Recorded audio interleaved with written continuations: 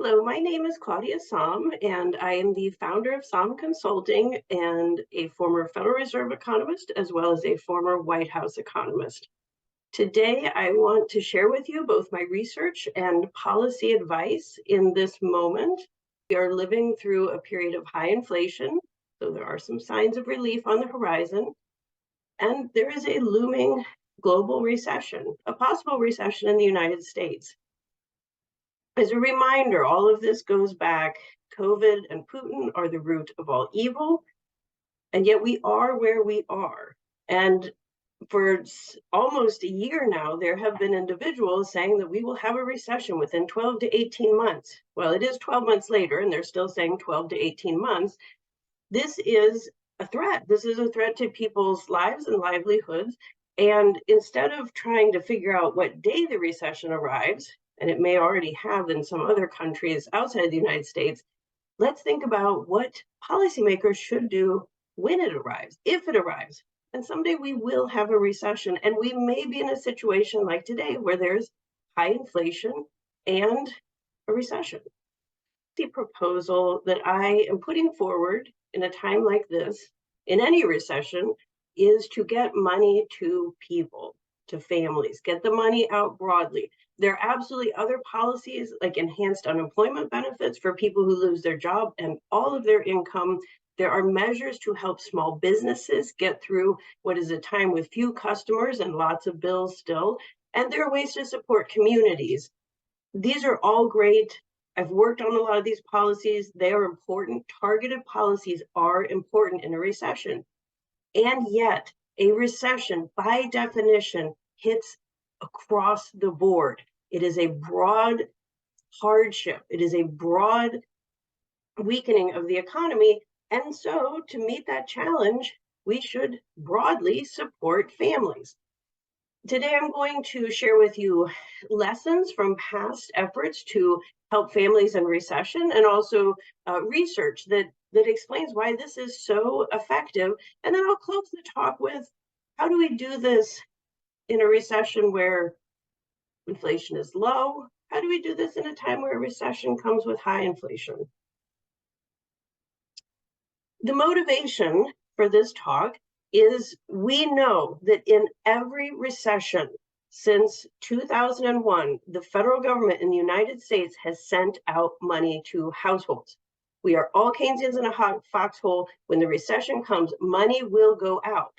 Now, over time, we have seen these payments, often referred to as stimulus checks or economic recovery payments. The size, the frequency, the eligibility has changed over time. In fact, it's increased over time.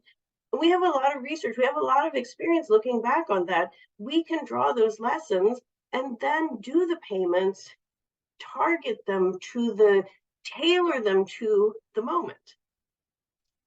Again, there is a voluminous research on how these payments have worked in the past, how families have spent them.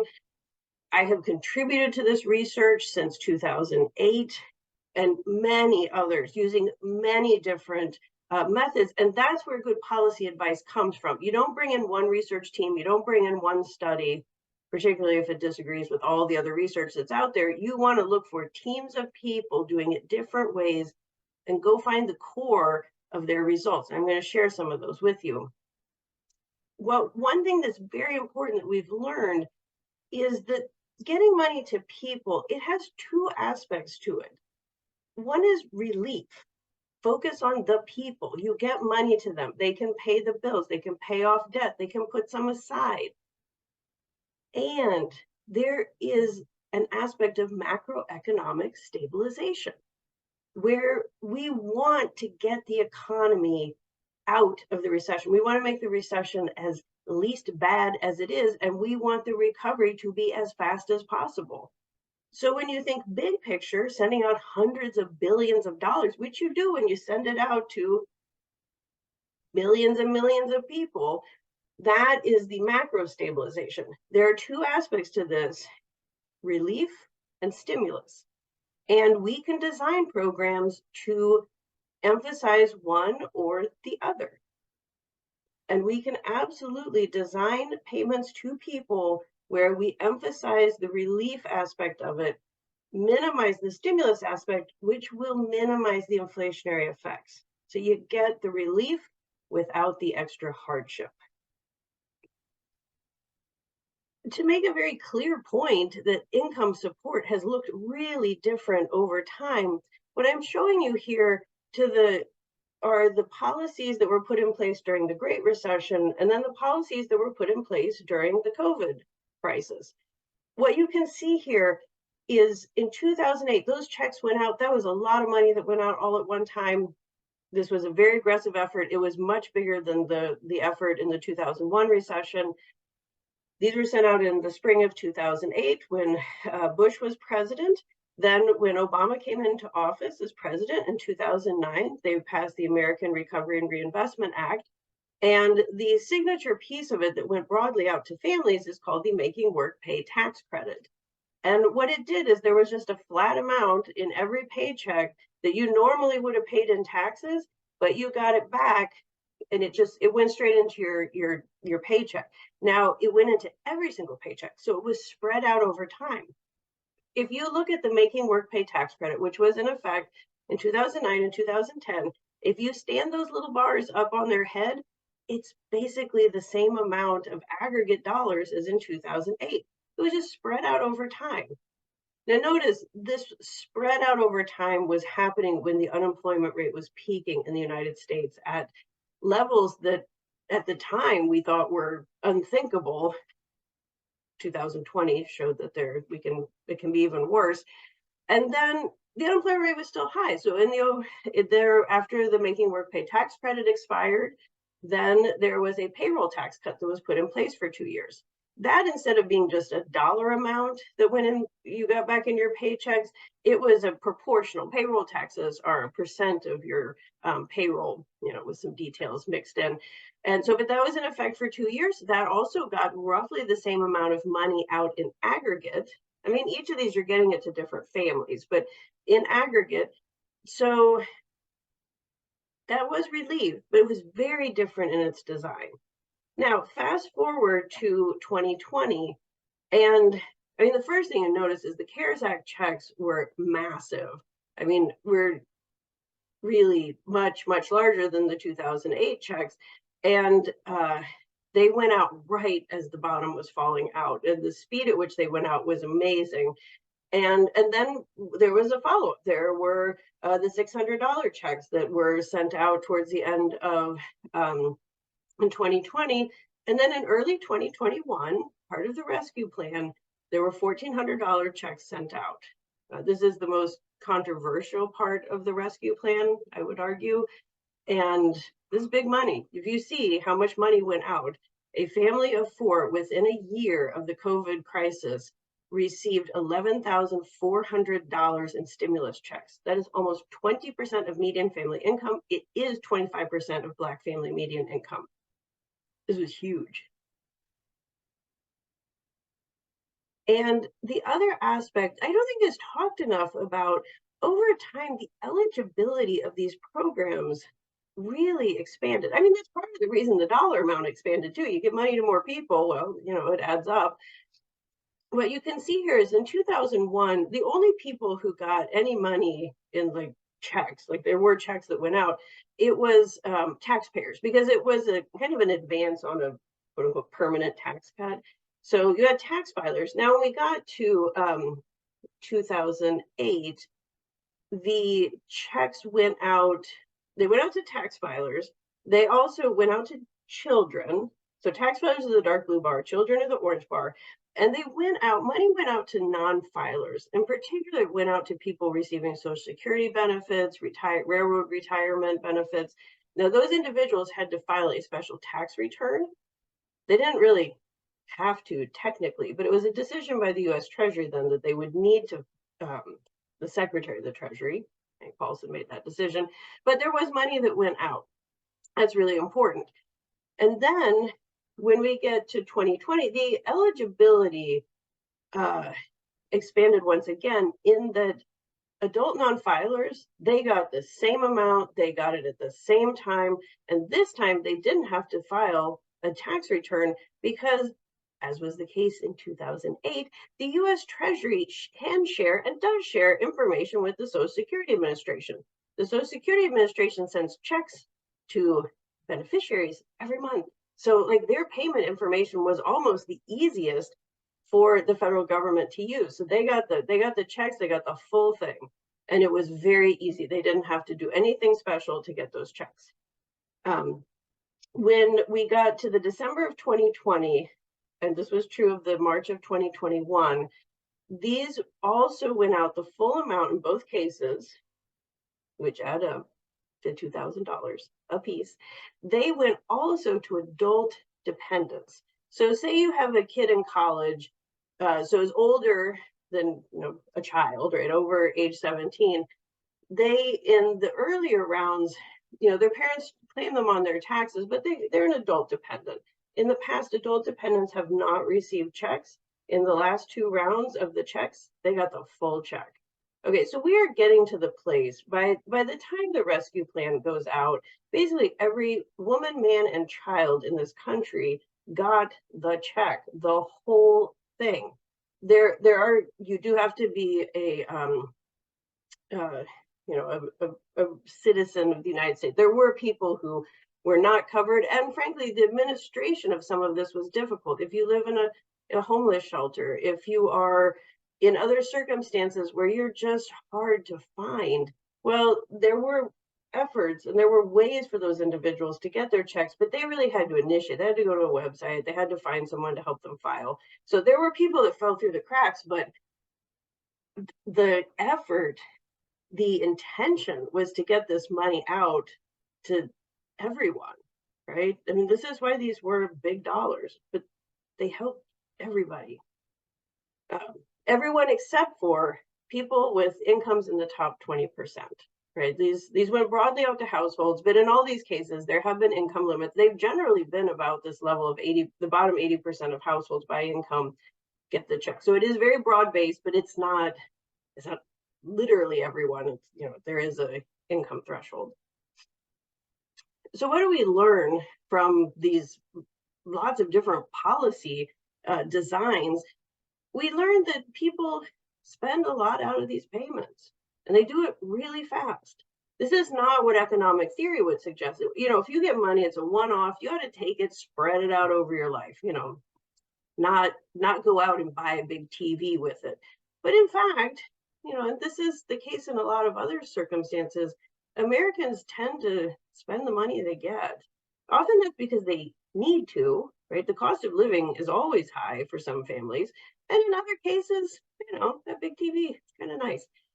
So what's called the marginal propensity to consume. So of every dollar I give you, how much do you spend? It's substantial. And in particular, what's important is it's fast. And these two things are really important for this stimulus part of the checks. And there's been a lot of focus on that because we often think as macroeconomists about the macroeconomy. What the other thing that frankly was surprising, and I worked with researchers and we had varying views on this, and in fact, like there are different views from the most recent research, that propensity to spend has been pretty stable over time. There aren't many studies. I mean, I do have one that can look at the various efforts to get income out and look at how, what was the spending out of it, but it looks really pretty stable. And that's notable because the recessions have been very different and the checks have went out at very different points in the recession. You could think about the unemployment rate, right? Like how bad was the recession when the checks went out?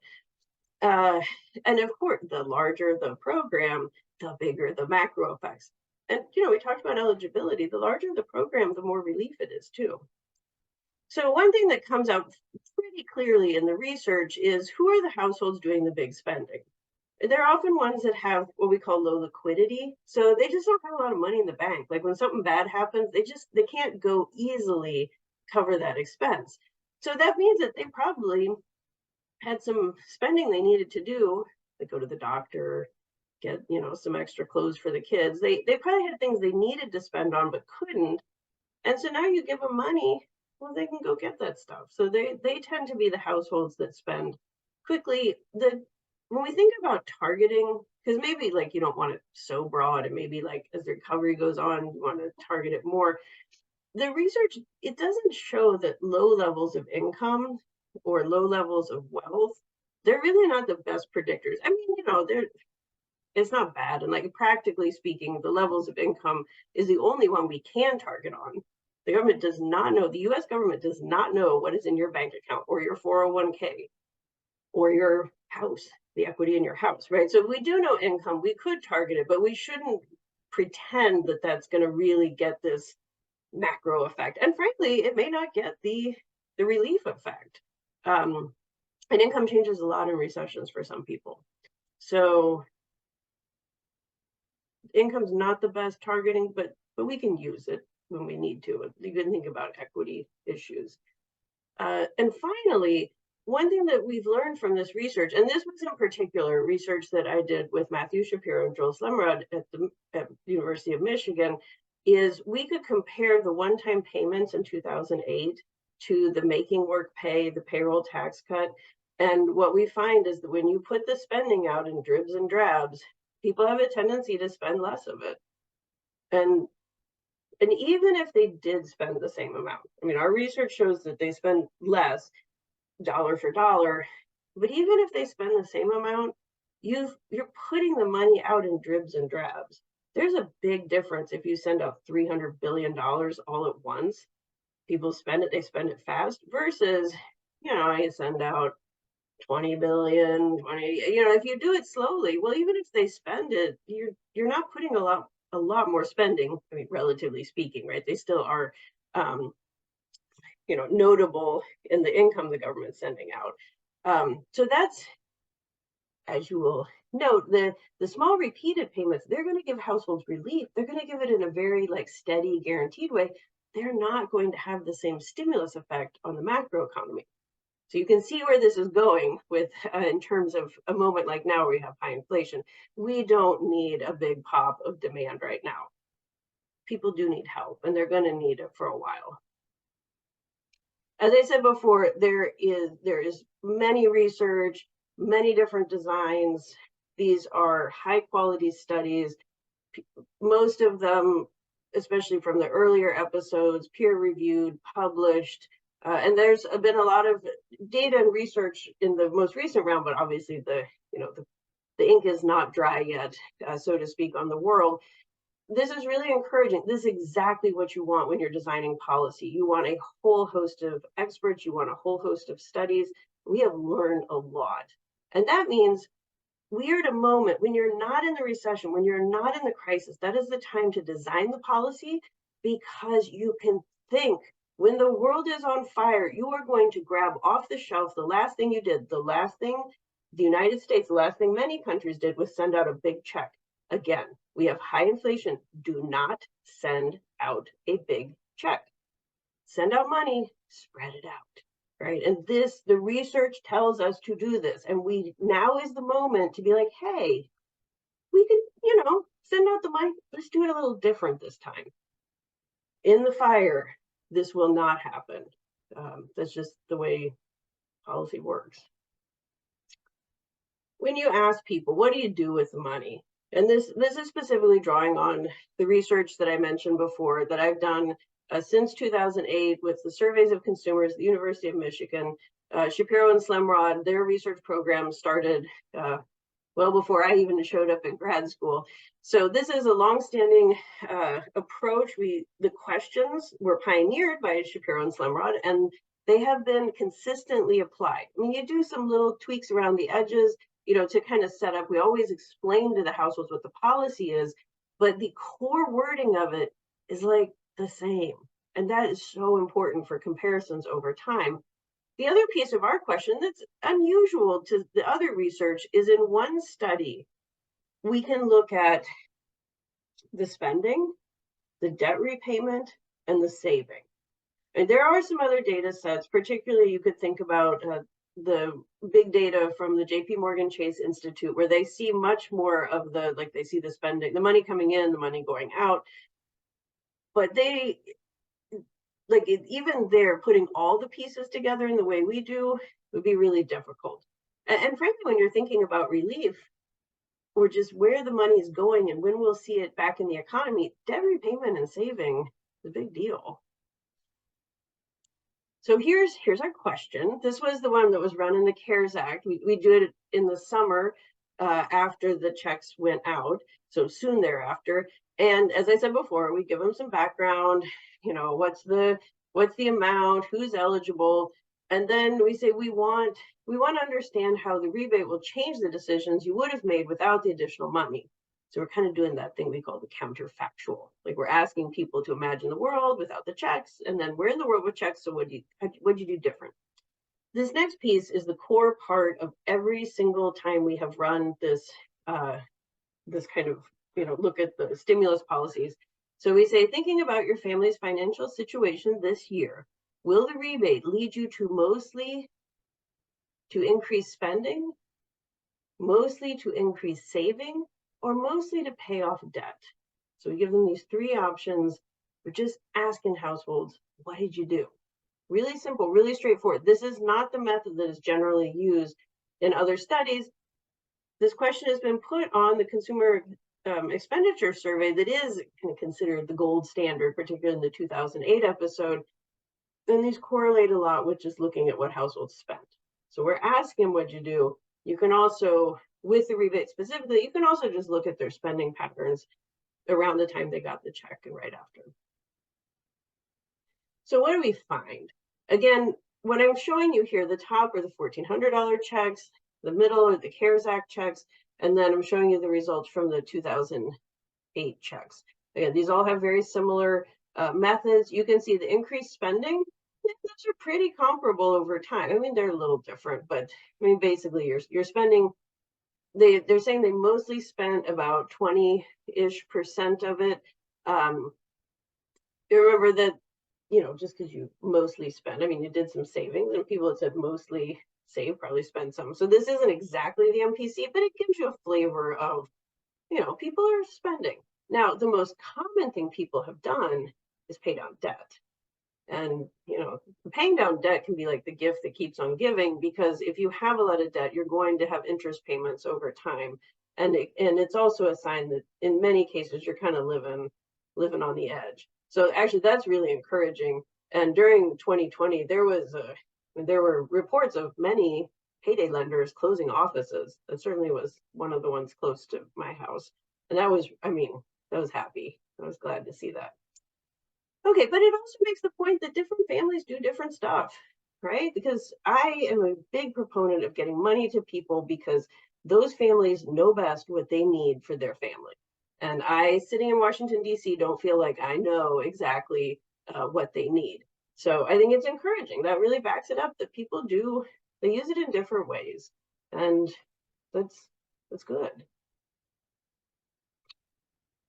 Now, to the point I made about this making work pay, the spending out of those checks was less, right? So, I mean, they're still spending, there's still stimulus here. Remember, though, it was like the billions of dollars were spread out over time, right? So even if you're spending something, like, the amount of money out there is less at any like one point in time. But, it is kind of interesting. And we've talked about in the paper various reasons why this might be the case. But, we don't, it's hard to, people do the darndest things. I mean, it's hard to know exactly what. I will say that those checks, and this may be something to really think about, because, economic policy is politics too. One thing that we noticed with the making work pay is people didn't realize they got it. Remember, it went out in dribs and drabs of paychecks. It wasn't in any paycheck that much money. And so it was something, and it kept coming for 2 years. The most common mistake when families filed their tax returns the next year, so in 2010, when they were filing returns for 2009, they didn't claim the making work pay tax credit. I mean, the IRS fixed all this. I mean, they knew that. I mean, they could literally see who got the money because it came out of the IRS or out of the Treasury. And but like, I refer to this as stealth stimulus, right? Which isn't, I'm not a politician, but it doesn't feel like probably the thing that gets you a lot of points. Now, just because it goes out in dribs and drabs doesn't mean you can't jump up and down and tell people it's coming to them. It's just, and in 2009, there was a lot going on, and, I'm not judging anyone for not making attention, but I do think it's something that policymakers need to hammer home, and maybe that changes the behavior. Then maybe people spend out of it, but again, you spread out the aggregate dollars, and that will be really important for minimizing the inflation effects. Okay, so let's apply these lessons broadly in recessions. I am a huge proponent of what's called automatic stabilizers. Tie the timing and the size of the checks to the macro conditions. I have, it's called the Sahm rule. So I have an indicator, a highly accurate indicator, though it might break this time. I mean, it's an empirical regularity. It is not a law of nature, but it's worked really well in the past in kind of quote unquote normal times. And it basically says when the unemployment rate starts going up, doesn't have to go up that much. We're in a recession, get the checks out. So these are the kind of things that Congress would agree to ahead of time, and the legislation be written. Again, things would be planned before the world is on fire. This is good. We've never done this, and it would really help. And the politics in particular that surrounded the rescue plan, they, in all of its aspects, including the unemployment insurance, that was such a lesson that we really need to push hard to get the relief tied to economic conditions, that nobody in Washington, D.C. can change the numbers on those. These are official statistics. We need to get relief tied to that, and we need to then give politicians time to deal with whatever is particular about the recession. So if you are in a recession, a garden variety recession, inflation is not the problem, the total crash in demand is, you make them big, you make them fast. So you front load it. None of this spreading 100 billion out over 2 years. You do it all at once. You specify the details before the crisis. You reduce the politics. You give more certainty for households ahead of time. They know when it gets bad, the government has their back. And then, and I think this is really important. I don't think people talk about this enough, particularly in economic policy. You have to build the administrative systems ahead of time. The Treasury did the impossible in terms of getting those checks out so fast. I mean, I'm thankful that they did it, but that's a really heavy load. And frankly, there were people who were supposed to get that money that didn't. You can prepare, right? We can do this. Now, I've talked a lot about the research that we know so far. This is ongoing. I have a project with now a New York Fed economist looking at the stimulus payments and distributional models, looking at them, trying to figure out what do these automatic payments do. So we don't know everything we would like to know about stimulus and the relief money, but we know enough to know this is good policy, and we know how to design it. So in your garden variety recession, you get it going and you get us out of the recession. In this preliminary research, and this lines up, I think, with a lot of the work that's been done with household studies, there's this aspect of the macro stabilization. There are really important, what we call distributional effects, household welfare, that means well-being. I mean, these affect families in different ways, and we need to think about that. And that can also be a really good way to, think about the targeting, the size of the program. And in these kind of macro models, you can look at the first round, the second round, the nth round effects. And that's really important to understand as well. Now, what we're heading towards is not really your garden variety recession. I mean, this is tough. We're in a pandemic. We have a war in Europe. Inflation is a multi-decade long high. Policymakers are really struggling, especially central banks, to do the right thing. But the federal government is going to send out money if we go into a recession. So again, let's do it in a way that doesn't make a bad situation, inflation, worse. So as I've said a few times now, the direct payments, they are relief. There are a lot of places that need relief. I gave this talk in Germany, met with various high-level economic advisors. I mean, it's not lost on them that like energy prices are high. It is really hurting households.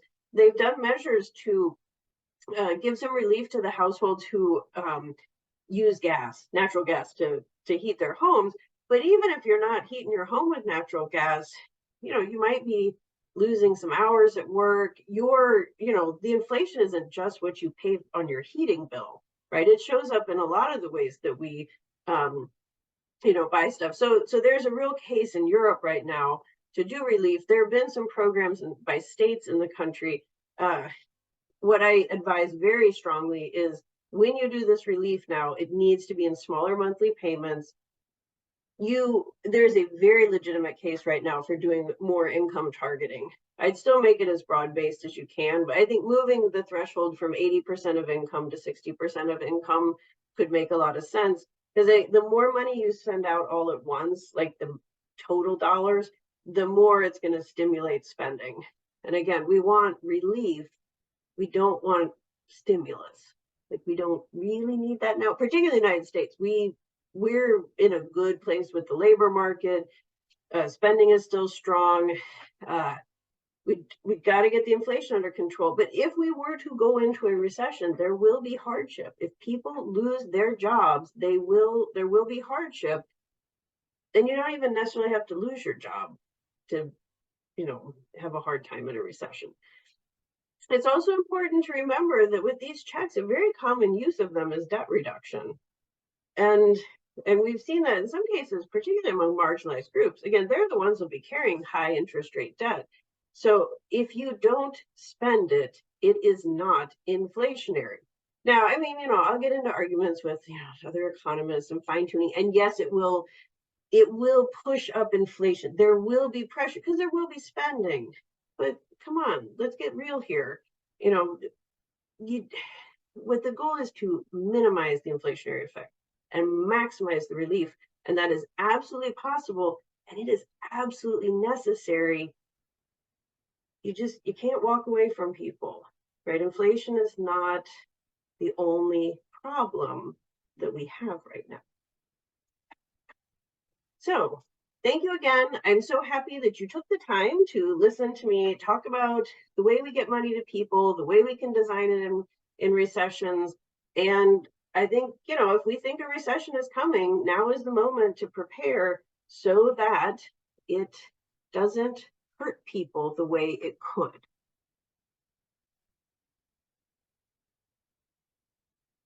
Thank you again for taking time to listen to me share the idea of getting money out to people in a recession. I think it's important to talk about the research. There's a lot of it. It's really important to talk about how we design these payments, and it's really necessary. Yes, of course, getting money to people. They will spend some of it. There will be some extra inflation. And yet, we need to think really hard about this balance between relief and stimulus. And we can minimize, we can't make the stimulus go away, but we can minimize it, and we can still get the money to people. And inflation is not the only hardship we are dealing with. And if we are in a recession, it is absolutely not the only hardship we're dealing with. Help people. The government can do this, and they should do it in a responsible way. Thank you.